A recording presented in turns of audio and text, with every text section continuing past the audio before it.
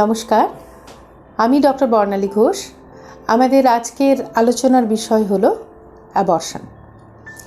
Abortion কথাটা শুনলেই প্রথমেই একটা মিশ্র অনুভূতি হয়, কারণ অনেকেই আছেন যাদের এটা ফার্স্ট হ্যান্ড এক্সপিরিয়েন্স আছে, আর বাকি অনেকেই আছেন যারা এটাকে খুব ভয় পান। তো আমরা কিছু অ্যাবর্শন রিলেটেড খুব জানার মতো বিষয় আমরা আজকের আলোচনার মধ্যে রাখতে চেষ্টা করছি। অ্যাবর্শন মানে হচ্ছে গর্ভনাশ, অর্থাৎ প্রেগনেন্সি নষ্ট হয়ে যাওয়া। অ্যাবর্শন ন্যাচারাল বা স্পন্টানিয়াস হতে পারে, আর অ্যাবর্শন ইনডিউসড হতে পারে, অর্থাৎ যেটা নিজে নিজে নষ্ট হয়নি, প্রেগনেন্সিটা নষ্ট করানো হয়েছে। স্পন্টানিয়াস অ্যাবর্শন অনেক কারণে হয় এবং এটা একটা বড় মেডিকেল সাবজেক্ট। যাদের হয় তারা প্রত্যেকেই খুব মানসিক এবং শারীরিক অশান্তিতে কষ্টে ভোগেন। তাদের সাধারণত আমরা জানার চেষ্টা করি যে প্রেগনেন্সিটা কেন নষ্ট হয়ে গেছে এবং অ্যাকর্ডিংলি তাদের পরবর্তী প্রেগনেন্সি প্ল্যানিংয়ের আগে অ্যাডভাইস করা হয়। আমরা কিন্তু আজকে স্পন্টানিয়াস অ্যাবর্শনে অতটা যাব না। আমরা নিজেদেরকে রেস্ট্রিক্টেড রাখবো ইনডিউসড অ্যাবর্শন, অর্থাৎ যখন কাপল চাইছে না বেবি, তারা অ্যাবর্শনের জন্য আসছে, তাদের নিয়ে আমরা আজকে আলোচনা করব। আজকাল যেহেতু প্রেগনেন্সি ডায়াগনোসিসটা খুব তাড়াতাড়ি হয়, তার জন্য আমাদের ক্লিনিক্যাল প্র্যাকটিসে খুব অ্যাডভান্সড প্রেগনেন্সি অ্যাবর্শন করতে আসছেন কাপল, এরকম ঘটনা কম পাওয়া যায় না এমন নয়। যারা বিশেষত আনম্যারিড বা কোনো কারণে স্টেশন লিভ করে অনেক দিন থেকেছেন, পরে ফিরে এসেছেন, এদের ক্ষেত্রে আমরা দেখি একটু অ্যাডভান্স স্টেজেও এরা আসেন। তবে যারা প্রথম 2-3 মাসের মধ্যে অ্যাবর্শনের জন্য আসেন, তাদের অধিকাংশ ক্ষেত্রে ইন্ডিকেশন থাকে হচ্ছে আনপ্ল্যান্ড প্রেগনেন্সি অথবা কন্ট্রাসেপশন ফেলিওর। এর জন্য এরা ডাক্তারের হেল্প চান এবং আমাদেরকে বলা হয় যে কোনোভাবে two get rid of this unwanted pregnancy.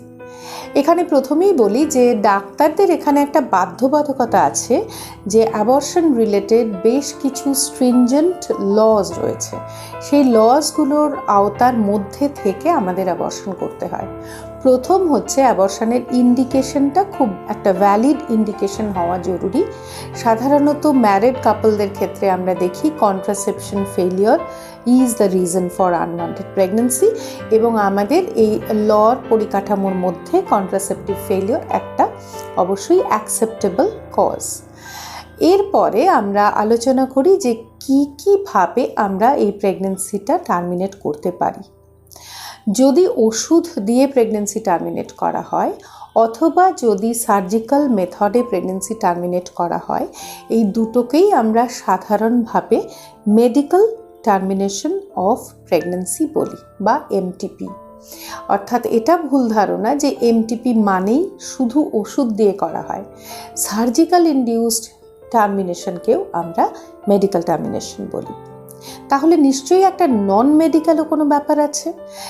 তো রাফলি আমরা জানি যে মেডিকেল টার্মিনেশনের অপোজিট পোলে যে ঘটনাটা রয়েছে সেটা হচ্ছে ক্রিমিনাল অ্যাবর্শন।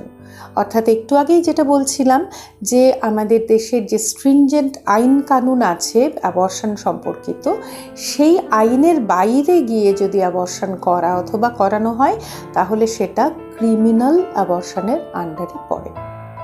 আপনারা জানলে অবাক হয়ে যাবেন যে ভারতবর্ষে এখনও প্রতিদিন হাজার হাজার মেয়ে মারা যায় ক্রিমিনাল অ্যাবর্শন অথবা তার সম্পর্কিত কমপ্লিকেশন থেকে। সেই জন্য প্রথমেই বলি যে যেখানে অ্যাবর্শনের জন্য চিন্তা করছেন, আপনারা দয়া করে ক্রিমিনাল অ্যাবর্শনের আওতায় আসবেন না।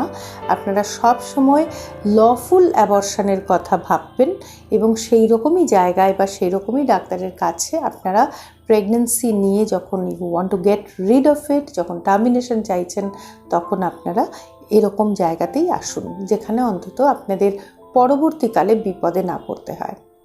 তবে আবারও মনে করিয়ে দিই, অ্যাবর্শন কিন্তু প্রেগনেন্সি না নেওয়ার সমাধান নয়। কন্ট্রাসেপশন হচ্ছে প্রেগনেন্সি না নেওয়ার সমাধান।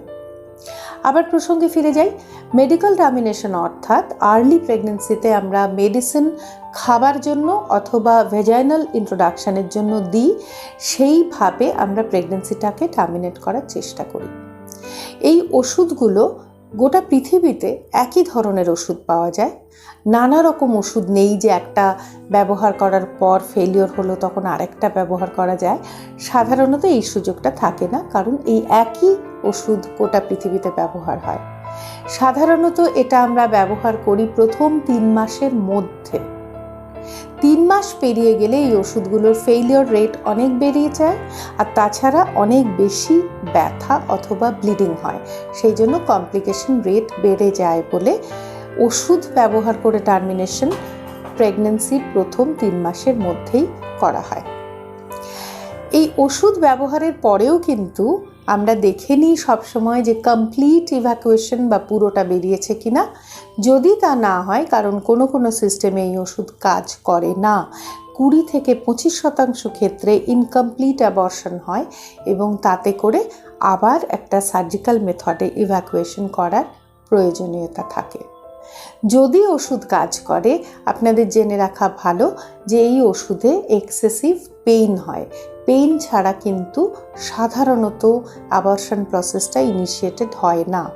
পেইন হওয়ার কারণ হচ্ছে এটা বেসিক্যালি একটা মিনি লেবার, অর্থাৎ ইউটেরাসটাকে খুব জোরে সংকোচন বা ক্র্যাম্পিং করিয়ে তবেই প্রেগনেন্সির প্রোডাক্টগুলোকে বের করে দেওয়ার চেষ্টা করা হয়। সুতরাং পেইন বা হেভি ব্লিডিং আপনাদের খানিকটা হলেও মেনে নিতে হবে। খুব হেভি ব্লিডিং হলে অবশ্যই এমার্জেন্সি ডাক্তারের শরণাপন্ন হতে হবে। সার্জিক্যাল মেথডে যদি আমরা করি, সেক্ষেত্রে সাধারণত খুব একটা ছোট ডিউরেশনের জন্য অ্যানাস্থেশিয়া বা তাকে ঘুম পাড়িয়ে নেওয়ার বন্দোবস্ত করা হয় যাতে কষ্ট না হয়। তারপরে আমরা মেশিনের সাহায্যে সাধারণত ইভ্যাকুয়েশন করে তারপরে কিছু ওষুধপত্র দিয়ে ছেড়ে দিই। কয়েক ঘন্টা ইনস্টিটিউশনালাইজড থাকতে হয় বা অ্যাডমিটেড থাকতে হয়, তারপরে ওষুধপত্র খেতে হয়। কিছু কিছু কেসে ওষুধ দেওয়া যায় না, বিশেষত যদি রিসেন্ট সার্জারি হয়ে থাকে। সেক্ষেত্রে ডক্টর যদি ইনসিস্ট করেন যে ওষুধ না নেওয়াটাই সমীচীন, জোরাজুরি করবেন না, কারণ ডক্টর যে কথা বলছেন সেটা আপনার ইন্টারেস্টেই বলছেন, ডক্টরের নিজের ইন্টারেস্টে নয়।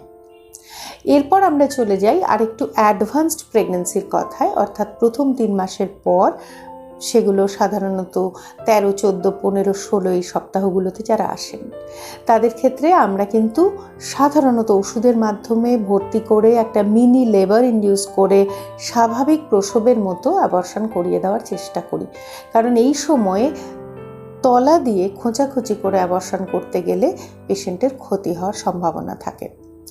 যদি আরও অ্যাডভান্স প্রেগনেন্সি হয়, তাহলে ল মোতাবেক আমাদের দ্বিতীয় ডক্টরের আগে ওপিনিয়ন নিতে হয়। অন্তত 2 জন কোয়ালিফাইড গাইনোকোলজিস্ট যদি বলেন, সেক্ষেত্রেই একমাত্র অ্যাডভান্স প্রেগনেন্সি টার্মিনেট করা যেতে পারে, সেটাও কিন্তু একটা লিগ্যাল ম্যাটার। আর একরকম সিচুয়েশন তৈরি হতে পারে যখন অ্যাডভান্স প্রেগনেন্সি ওষুধে বেরোলো না, তখন কিন্তু আমাদের পেট কেটে মিনি সিজারের মতো করে সেটা বের করতে হয়। এটাকে হিস্টেরোটমি বলে, এবং হিস্টেরোটমি বিশেষত যাদের এর আগে অনেকগুলো সিজারিন সেকশন আছে, 1টা বা 2টো বা তদুপরি, তাদের ক্ষেত্রে ওষুধ দিয়ে করানোটা সেফ নয়। সেক্ষেত্রে আমাদের পেট কেটে মিনি সিজারের মতো করতে হয়। তো বেসিক্যালি এটা তো খুব একটা ডাক্তারি আলোচনার প্রেক্ষিত নয় বা তার জন্য উপযুক্ত জায়গায় ওটা নয়। আমি একটা বেসিক আউটলাইন বললাম, এরপর আপনাদেরকে ডাক্তারের সঙ্গে কনসাল্ট করতে হবে এবং তার মতামত অনুযায়ী আপনার প্রেগনেন্সি টাইমিং এবং আপনার এর আগের যে পাস্ট হিস্ট্রি আছে বা সার্জিক্যাল হিস্ট্রি আছে বা কোনো মেডিকেল হিস্ট্রি আছে, এইসব দেখে আমাদের ঠিক পদ্ধতিটা বেছে নিতে হবে এবং সঠিক জায়গায় সঠিক কনসালটেন্ট ডাক্তারের কেয়ারে অ্যাবর্শন প্রসেসটা আমাদের কিন্তু করতে হবে। আজকের জন্য এটুকুই। নমস্কার।